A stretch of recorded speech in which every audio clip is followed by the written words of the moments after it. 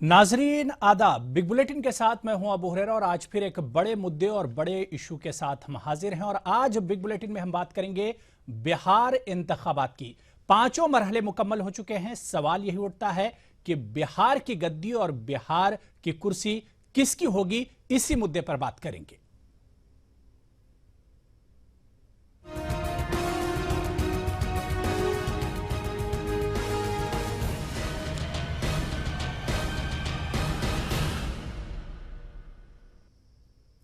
जी हां नाजरीन, बिहार में तमाम पांचों मरहलों की वोटिंग मुकम्मल हो चुकी है। अब सिर्फ इंतजार है 8 नवंबर का, जिस दिन ईवीएम अवाम का फैसला सुनाना शुरू करेंगी। 8 नवंबर को दूध का दूध और पानी का पानी हो जाएगा।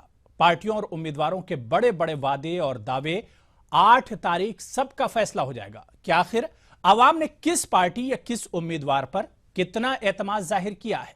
इस बार बिहार के इंतखाबात कई मानों में बहुत ही अलग हैं। पहली बार रियासत में दो ताकतों के दरमियान मुकाबला है, यानी एनडीए और अजीम इत्तेहाद। पहली बार लालू और नीतीश एक साथ हैं। पहली बार बीजेपी के साथ मांझी और रामविलास पासवान हैं। पहली बार मुल्क के वजीर आजम ने एक रियासत के इंतखाबात पर इतनी मेहनत की। तो दूसरी जानिब बिहार के इंतखाबात बयानबाजियों और इल्जामात और जवाबी इल्जामात के लिए भी याद रखे जाएंगे। जब से बिहार इंतखाबात की तारीखों का ऐलान हुआ, तभी से बयानबाजियों और इल्जामात का सिलसिला शुरू हो गया। डीएनए, बीफ, 3 इडियट्स, पाकिस्तान, गरज बिहार इंतखाबात के दौरान मुल्क का कोई भी इशू बिहार इंतखाबात से अछूता नहीं रहा। तमाम पार्टियों की यह कोशिश थी बिहार का मैदान मारने के लिए, बिहार को फतेह करने के लिए। अब सवाल यह उठता है कि बिहार का मैदान मारेगा कौन, बिहार में किसका झंडा लहराएगा, बिहार की कुर्सी आखिर किसकी होगी। बिहार के अवाम में जाहिर सी बात है कि इस बार जोशो खरोश बिल्कुल अलग था और ज्यादा जोशो खरोश देखा गया, लेकिन यह जोशो खरोश वोट में तब्दील नहीं हो पाया। इस पर इलेक्शन कमीशन को गौर व फिक्र करने की जरूरत है। वैसे कई एग्जिट पोल्स भी आ गए हैं, सब अपने अपने सर्वे के मुताबिक जीत हार के दावे कर रहे हैं। वैसे एग्जिट पोल के दावे अपनी तरफ, अब सबको इंतजार है तो सिर्फ 8 नवंबर का।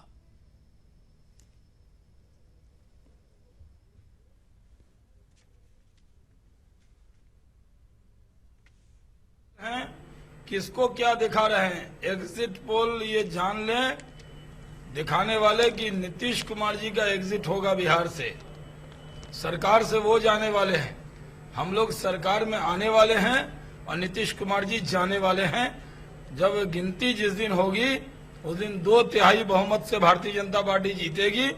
अरे 2 दिन की खुशियां वो मनाना चाहते हैं तो मना लें, लेकिन जीतेगी भाजपा, जीतेगा बिहार।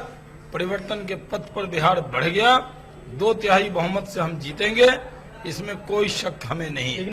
और जो मैंने देखा कि कड़ाके के धूप में सारा नर नारी, छोटे छोटे बच्चे, बिल्कुल 4 मान प्रोग्राम है मेरा कि हम 10 बजे आएंगे तो 8 बजे से शुरू करें, तो 190 सीट हमको आएगा गठबंधन को, 190। अब बीजेपी को मतलब 10 और फिर 40 में जो भी है 40-40 मिला तो मिला, नहीं तो भी साफ है। तो 190 सीट पर हमारा आधार है।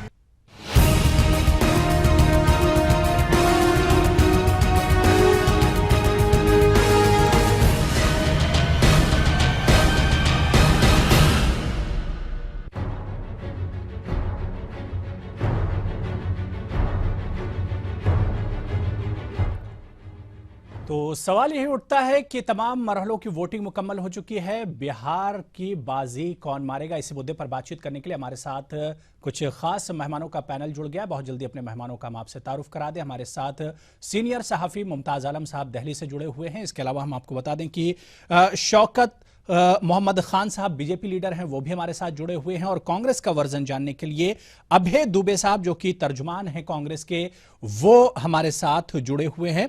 इसके अलावा फोन लाइन पर शफीकुज़्ज़मा साहब रिटायर्ड आईएएस अफसर हैं, बिहार कैडर से आपका ताल्लुक है, आप भी हमारे साथ जुड़ेंगे। आज मुद्दा यही है कि बिहार इंतखाबात अगर देखे जाएं तो वोटिंग का जो मरहला है 5 मरहलों में वो तकरीबन मुकम्मल हो गया है। सवाल यह उठता है कि आखिर बिहार में बाजी कौन मारेगा।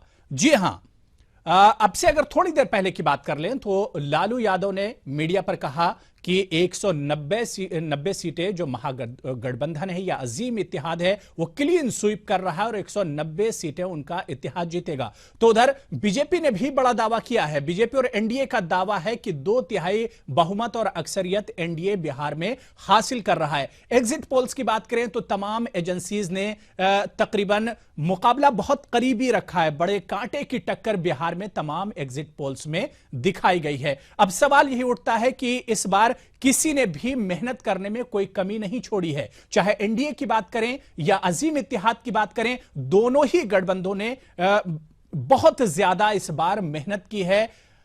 लेकिन यह मेहनत अगर देखी जाए, यह रुझान अगर देखा जाए तो आवाम में जोशो खरोश जरूर था, लेकिन आवाम को पार्टियों की मेहनत या उम्मीदवारों की मेहनत पोलिंग बूथ तक नहीं ले जा पाई।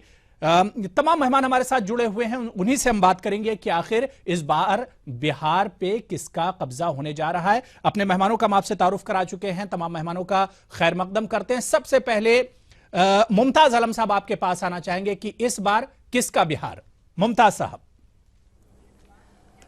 जी, जैसा कि आपने देखा कि जो एग्जिट पोल आए 6 जो बड़े एग्जिट पोल हैं उनमें से 3 ने महागठबंधन को यानी अजीम इत्तेहाद को और 3 ने ये एनडीए को दिया है कि ये हुकूमत बनाने जा रहे हैं। तो इससे यकीनन अभी कोई तस्वीर साफ नहीं हो पा रही है कि किसकी हुकूमत बनेगी। लेकिन एक चीज है कि ये वाकई कंफ्यूजन इसलिए भी बहुत ज्यादा है कि इस बार जिस तरीके से बिहार में एक पीएम जो है वो फेज बन के जाते हैं और 40 से ज्यादा रैलियां करते हैं और दूसरी तरफ जो बिहार की सियासत में अहम पार्टीज हैं, चाहे वो आरजेडी हो, जेडीयू हो, कांग्रेस हो, वो एक साथ मिलकर के इलेक्शन लड़ रही हैं। तो यानी दोनों चीजें अगर देखा जाए कि पीएम जो बतौर प्राइम मिनिस्टर वहां जाते हैं और चेहरा बन करके और बिहार में हुकूमत कायम करने की बात करते हैं और दूसरी तरफ ये 3 बड़ी पार्टियां एक साथ हैं, तो यकीनन इस बार का जो नतीजा है मुमताज आलम साहब, हिंदुस्तान की तारीख में पहली बार ऐसा हुआ होगा कि कोई वजीर आजम किसी रियासत में या असेंबली के इंतखाबात में इतनी ज्यादा दिलचस्पी ली हो।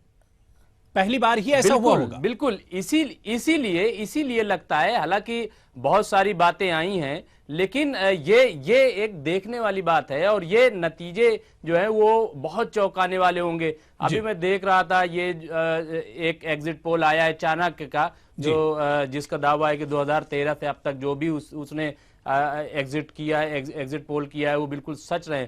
उसने जो एनडीए को दिया है बहुत चौंकाने वाले, यानी सबसे बिल्कुल अलग 153 सीटें एनडीए को और महज 83 सीटें ये महागठबंधन को अजीम इत्तेहाद को दिया है।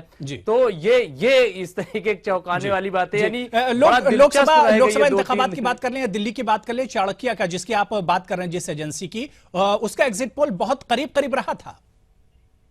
जी, मैं इसीलिए कह रहा हूं कि उन्होंने ये दावे किए हैं और उन्होंने कई हवालों से, तो इसीलिए मैं कह रहा हूं बहुत दिलचस्प ये मुकाबला लग रहा है। इस बार बहुत कांटे का लग रहा है जी कि चाणक्य भी जो है इस बार कहीं ना कहीं इम्तिहान में अगर वो इस बार सच साबित होता है तो यकीनन ये बहुत चौंकाने वाला नतीजा होगा इस बार। बिल्कुल। शौकत मोहम्मद खान साहब बीजेपी लीडर हमारे साथ जुड़े हुए हैं। शौकत मोहम्मद खान साहब, बीजेपी ने दावा किया है कि 2/3 बहुमत वो हासिल कर रही है बिहार में, एनडीए हासिल कर रही है। तो उधर लालू यादव का कहना है कि 190 सीटें उनका इत्तेहाद यानी कि महागठबंधन हासिल कर रहा है। कैसे इसे आप देखते हैं? लालू यादव के बयान में क्या सच्चाई आपको नजर आती है? शौकत साहब, सिर्फ 3 दिन का वक्त बीच में है जी, सब्र करिए। इंशाल्लाह हम लोगों को पूरी उम्मीद है कि एनडीए का जो गठबंधन होगा वो पूर्ण बहुमत के साथ आएगा और ये जो इनका गठबंधन महागठबंधन है जिसने विनाश किया पिछले 15 साल में, ये आने वाले समय में बिहार की जनता इससे मुक्ति पाएगी। जी, जी, लेकिन शौकत साहब, सवाल ये उठता है कि आपके जो छोटे छोटे लीडर हैं वो तो रिजल्ट पर अभी से बोलने लगे हैं कि 2/3 बहुमत से जीतेगा एनडीए, लेकिन अमित शाह ने कोई भी बयान देने से मना कर दिया और बोले भाई 8 तारीख को ही पता चल जाएगा। अमित शाह की खामोशी को कैसे देखा जाए? निश्चित रूप से किसी भी लोकतंत्र में जब उसका रिजल्ट आता है उसी के ऊपर आकलन किया जा सकता है जी। जहां तक जो जमीनी लोग काम कर रहे हैं, जैसे अभी आपने शाहनवाज हुसैन जी को दिखाया, पूरी पार्टी हमारे यहाँ वहां सक्रिय रही। मध्य प्रदेश के मुख्यमंत्री माननीय शिवराज सिंह चौहान जी, हमारे संगठन महामंत्री जी, एक पूरी टीम मध्य प्रदेश के नेताओं की लगातार रही। उनका फीडबैक है हम लोगों के पास कि निश्चित तौर पे आने वाले 8 तारीख को आप देखेंगे कि भारतीय जनता पार्टी के साथ नेतृत्व में एनडीए गठबंधन वहां सरकार बनाने जा रहा है। जी, लेकिन शौकत साहब, अमित शाह की एक तरफ खामोशी, इससे पहले अमित शाह बिहार में हार का डर भी जो अंदेशा है उसे भी जाहिर कर चुके हैं। अमित शाह ने कहा था कि एनडीए हारेगा तो पाकिस्तान में, माफ कीजिएगा, पाकिस्तान में पटाखे फूटेंगे। बार बार हार का जो शब्द आता है अमित शाह के जबान पर, इसे कैसे देखेंगे, एनडीए कैसे देखेगा? ये आपका आकलन है, लेकिन अमित शाह जी के और भी बयान हैं जिनको आप लगातार वो बोल रहे हैं कि पूर्ण बहुमत लेगा। और अभी आपने अपनी स्टोरी में ये कवर भी किया कि पहली बार हुआ कि देश के प्रधानमंत्रियों ने इतनी सक्रियता से इसमें बिहार चुनाव में भाग लिया। ये वो इतने लोकप्रिय हैं देश में और साथ ही बिहार में। उन्होंने जो अपने पिछले 14 महीने के कार्यकाल में जैसा काम किया है उससे जनता प्रभावित होकर वो लगातार सक्रिय रहे। अमित शाह जी ने भी पूरा समय दिया है।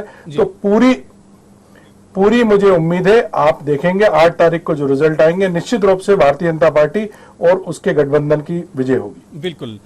बिल्कुल। अबे दुबे जी, आपके पास आना चाहेंगे। उधर एनडीए का कहना है कि वो 2/3 बहुमत से जीत रही। आप लोगों का क्या वर्जन है, आप क्या मानते हैं, कैसे देखते हैं इस बार चुनाव के नतीजे?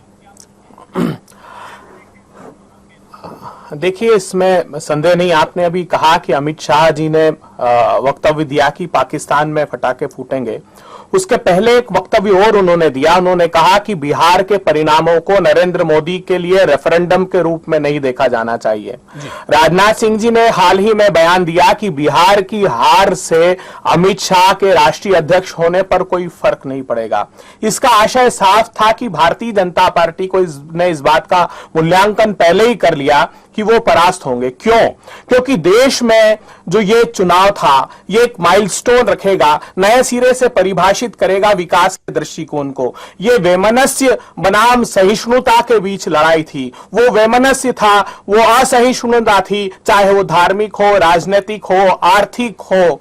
सारी प्रकार की असहिष्णुता देश में है। किस प्रकार वंचित वर्ग के और जो भारतीय जनता पार्टी के नैरेटिव्स थे, जिस प्रकार का बिहार में उन्होंने चुनाव लड़ा, मुझको आश्चर्य होता है। अगर आप स्टैटिस्टिक्स देखेंगे तो जब भी तुलना आप करोगे, तुलनात्मक रूप से बिहार गुजरात से भी बेहतर परफॉर्मिंग स्टेट है। चाहे वो क्राइम की जो कहा कि जंगल राज, मैंने 10 साल का एक एनालिसिस निकाला तो आपको जानकर आश्चर्य होगा। कॉग्निसेबल क्राइम्स अगेंस्ट चिल्ड्रन गुजरात में, क्राइम्स अगेंस्ट वुमेन, सुसाइड के केसेस चाहे वो गृहणियों के हो, फॉर्मर के हो, गुजरात में बहुत अधिक थे तुलनात्मक रूप से। अबे जी, उस पर आएंगे।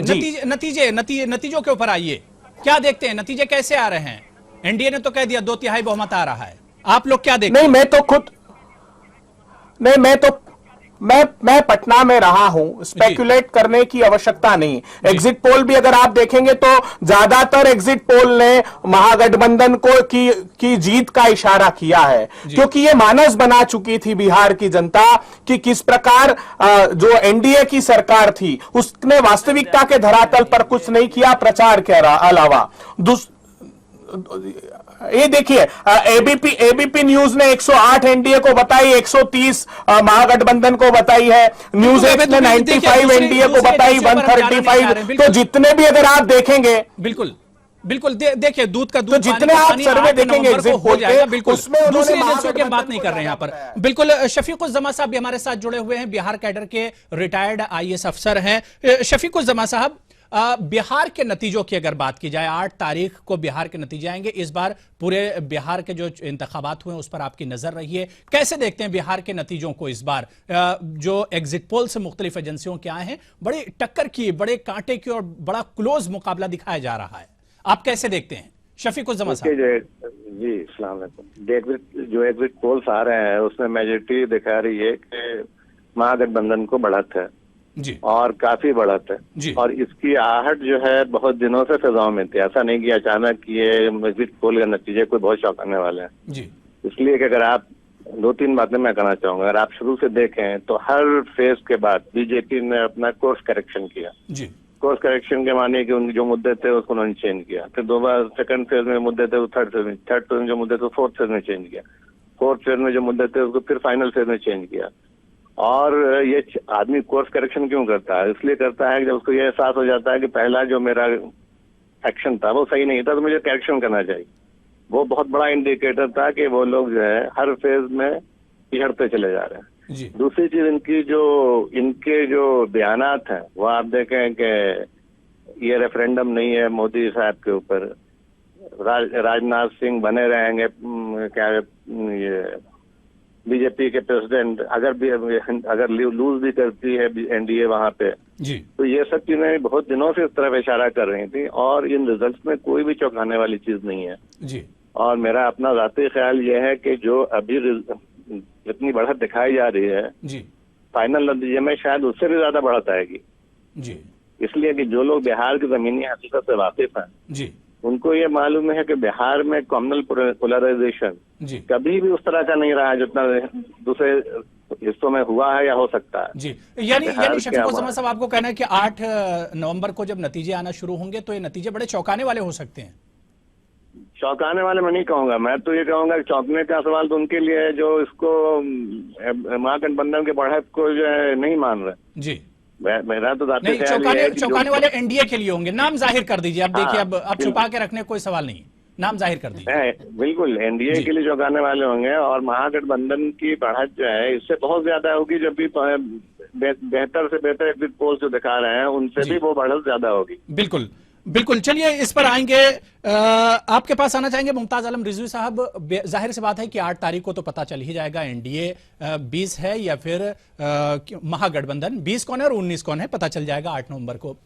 मुमताज आलम साहब, इन नतीजों के माने क्या देखते हैं? एनडीए के लिए क्या देखते हैं, महागठबंधन और खासतौर से नीतीश, लालू, मोदी, इन नतीजों के माने कैसे आप देखते हैं, क्या माने देखते हैं? देखिए मैं तो यही कह रहा हूं कि अगर एनडीए मुकाबले में खड़ी हो गई है अजीम इत्तेहाद के जी और इस तरीके के एग्जिट पोल आए हैं तो ये अभी से ये कहीं ना कहीं ये एनडीए की कामयाबी हम इसको मानते हैं कि अगर अभी एग्जिट पोल में भी वो मुकाबले में है बिल्कुल तो ये उसकी कामयाबी है। दूसरी चीज ये कि मैं जहाँ तक मैंने चूंकि खुद दौरा किया वहाँ देखा जिस तरीके से एक डेवलपमेंट का काम चल रहा था वहाँ पे और लोगों को लग रहा था कि नीतीश कुमार ने एक अच्छा काम किया है और ये प्रोसेस में रहे, यानी डेवलपमेंट का जो काम है वो इसी तरीके से चलता रहे और इसी को बुनियाद बना करके शायद वहाँ के लोगों ने वोट भी किया है। तो अब एग्जिट पोल जिस तरीके से इन्होंने किन किन हवालों से और किस किस तरीके से, चूंकि आज जो है आखिरी पोलिंग थी, 5 बजे से एग्जिट पोल आने शुरू हो गए, 5 बजे तक पोलिंग हुई। अब आप खुद समझ लें कि किस बुनियाद पे कैसे ये होता है। मुझे हालांकि इससे पहले जैसा कि मैंने खुद कहा कि चाणक्य का जिस तरीके से बिल्कुल सटीक ऐसा लग रहा था 14 का हो, दिल्ली का हो या और, तो मुझे तो ये लग रहा है कि ये जो एग्जिट पोल है ये अगर ये बात कह रहा है कि बीजेपी मुकाबले में है तो बीजेपी के लिए खुशी की बात है और अगर बराबर टक्कर है तो ये कम से कम अजीम इत्तेहाद के लिए खुशी की बात नहीं। बिल्कुल सही कह रहे थे कि ये चौंकाने वाली बात जो है एनडीए के लिए हो सकती है कि वो 3 बड़ी पार्टियां, जैसा कि मैं बार बार इस चीज पे जोर दे रहा हूं, ये बहुत बड़ी बात है बिहार के लिए, इसको समझना चाहिए कि 3 बड़ी पार्टियां जिनका कैडर है अपना, कांग्रेस भले ही अपना कैडर खो चुकी हो लेकिन अभी भी कांग्रेसी बिहार में मौजूद है, इसके अलावा आरजेडी और जेडीयू, जिस तरीके से यूपी में समाजवादी और बीएसपी है उसी तरीके से बिहार में अभी तक जेडीयू और आरजेडी को देखा जाता रहा है।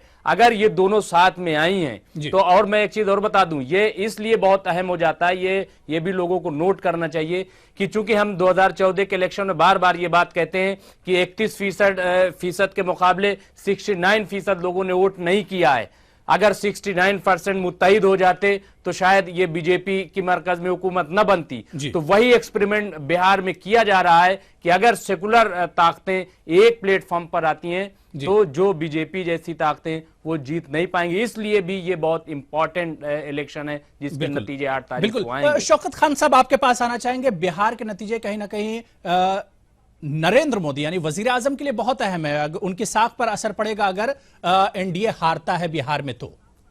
शौकत साहब।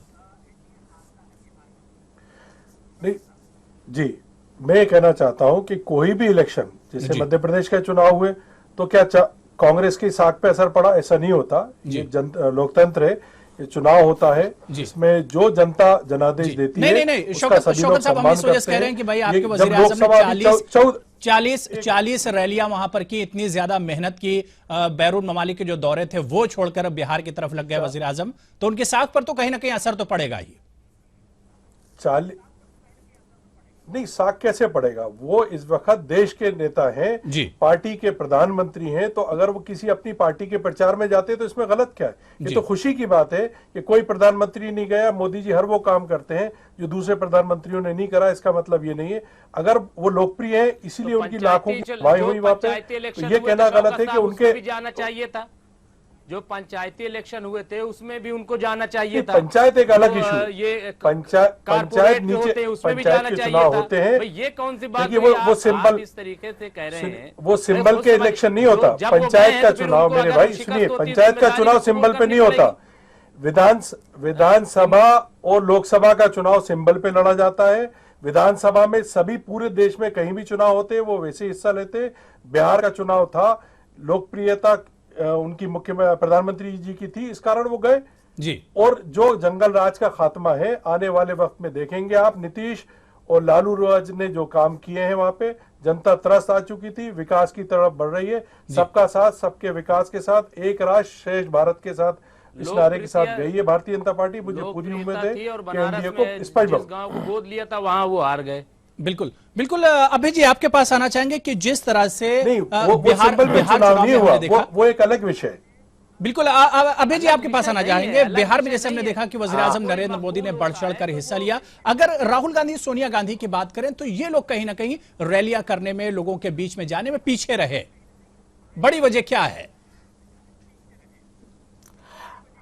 नहीं, देखिए, हम लोगों ने हमारा 40 सीटों पर हम चुनाव लड़ रहे हैं और अपेक्षाकृत हम लोगों ने भी काफी रैलियां सोनिया जी और राहुल जी ने की है। मगर एक बड़ी बात आज शौकत भाई ने कही है, जिस बात को अमित शाह जी ने नकार दिया कि ये रेफरेंडम नहीं माना जाए नरेंद्र मोदी जी के लिए, तो ये नरेंद्र मोदी जी की लोकप्रियता के तरफ भी बिहार चुनाव का जो निर्णय है वो डिसाइसिव रोल प्ले करेगा कि उनकी प्रासंगिकता अब देश में है कि नहीं है। मैं इसलिए इसको माइलस्टोन मानता हूं, मील का पत्थर मानता हूं कि जो पॉलिसीज नरेंद्र मोदी जी ने अडॉप्ट की थी, मुझको लगता है उसके खिलाफ ये राष्ट्रीय परिप्रेक्ष्य में देश के दृष्टिकोण से इस चुनाव को देखना चाहिए। इसको बिहार के दृष्टिकोण से नहीं देखना चाहिए। ये देश का भविष्य तय करने वाला चुनाव है। जिस प्रकार से बजटरी प्रोविजन में कटौती की वंचित वर्ग के लिए, जिस प्रकार इकोनॉमिक शौकत जी देश का भविष्य तय करने वाला ये चुनाव था, इसी वजह से तो नरेंद्र मोदी ने इसमें ज्यादा मेहनत की।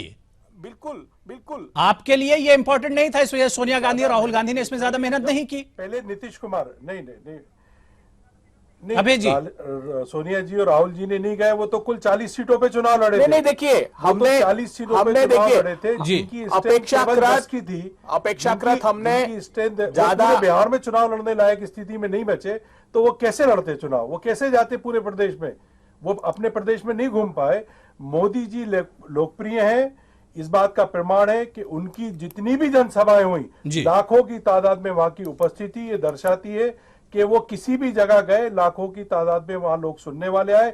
सोनिया जी, राहुल जी उतनी सभा भी नहीं कर सके। इतना प्रचंड बहुमत भारतीय जनता पार्टी को देश में मिला, फिर उनका सीट शेयर क्या था बिहार में, क्यों अकेले चुनाव नहीं लड़े? क्योंकि पहले से वो आश्वस्त नहीं थे कि उनके और राष्ट्रीय स्तर पे भी गठबंधन है, आखिर ये प्रदेश स्तर पे भी नरेंद्र मोदी जी की सरकार की नीतियों का निर्धारण होगा इस चुनाव में कि क्या देश उस दिशा में जाएगा। आखिर बिहार का चुनाव सिर्फ बिहार के राज्य के दृष्टिकोण से नहीं था, विकास हो रहा है, डेवलपमेंट की तरफ विकास के मानकों को अगर आप देखोगे आने वाले वक्त में बिहार भी तरक्की करेगा। तो नीतीश कुमार की सरकार ने बेटर परफॉर्मिंग गवर्नमेंट हम कहेंगे, मध्य प्रदेश में उसी को आधार पर, और आपने जो जंगल राज का जुमला प्रयुक्त किया वो मध्य प्रदेश के लिए एप्रोप्रिएट है। बिल्कुल बिल्कुल। देखिए बिहार की तरफ ही लौट के आना होगा।